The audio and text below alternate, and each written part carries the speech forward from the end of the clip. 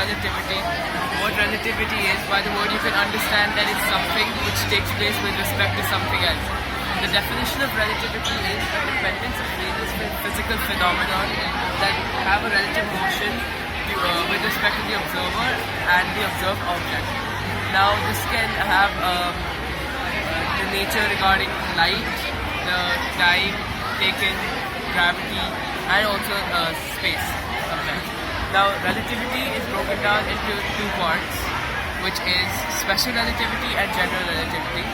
Special and general. Yeah, so special relativity is related to the acceleration and velocity of objects with relative to each other, whereas general relativity is related to the gravity, the gravitation, gravity effects related to objects. So special relativity has two rules which are always followed, which are the laws of physics are same for all observers in the uniform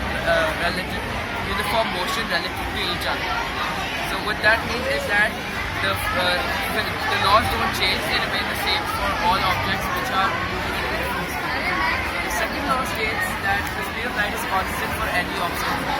Now, the speed of light as known from humans are 3 to 10 to the power 8 meters per second, which remain constant in vacuum for every point in the object, no matter how fast the speed is and no matter what the relative distance is.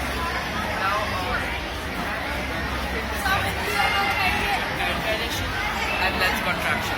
What time dilation is that it is a difference in elapsed time measured by two clocks having a velocity relative to each other.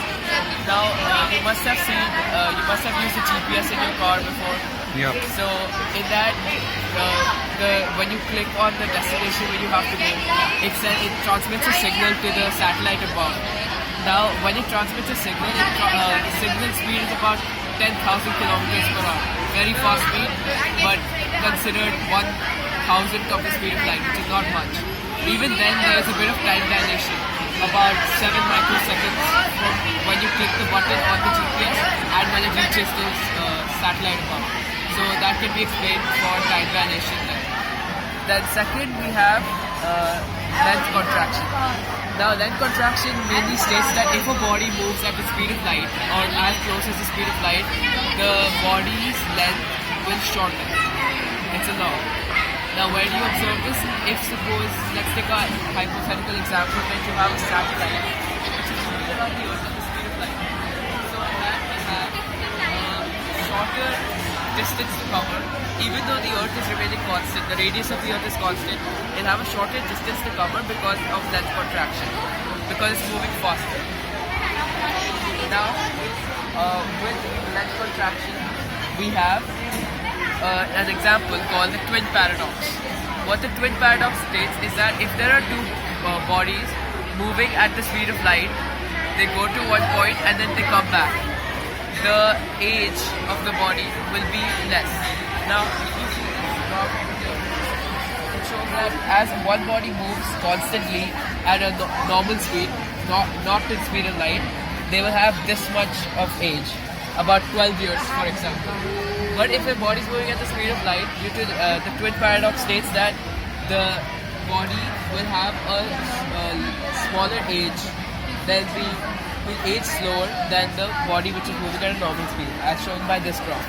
So 1 year, 2 years, 3 years, in the time which one person completes 12 years will be equal to the time when the body completes 9 years, even because of the twin paradox.